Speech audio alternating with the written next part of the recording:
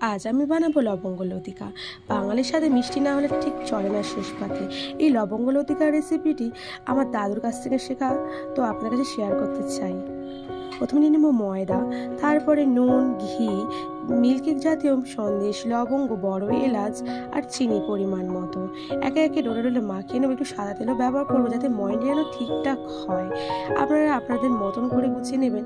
একে একে আমি বল করে নেবো। বল করে নেওয়ার পরে বড় এলাচ থেকে গুঁড়ো করে আমি মিল্কেক সহ মিষ্টিটাকে মাখিয়ে নেব ডলে ডলে। তারপরে এটা লুচির মতন আকারে শেপ দিয়ে আমি পুরগুলো একে একে ভরে নিয়ে মুড়োটা দেখে নেবেন। এইভাবে মুড়বে, বা আপনারা অন্যান্য ভাবে স্টাইলেও মুড়তে পারেন। এই লবঙ্গগুলোকে এরকম মাঝখানে দেবে, কারণ লবঙ্গ লতিকা নাম তো না দিলে কি হয়। বড় এলাচের দানাটা নিয়ে তো ডোলে মেখে নিয়েছিলাম। এখানে বড় এলাচের খোলাটা আর একটা লবঙ্গ দিয়ে আর চিনি পরিমাণ মতো দিয়ে জল দিয়ে রসটা বানিয়ে নেব।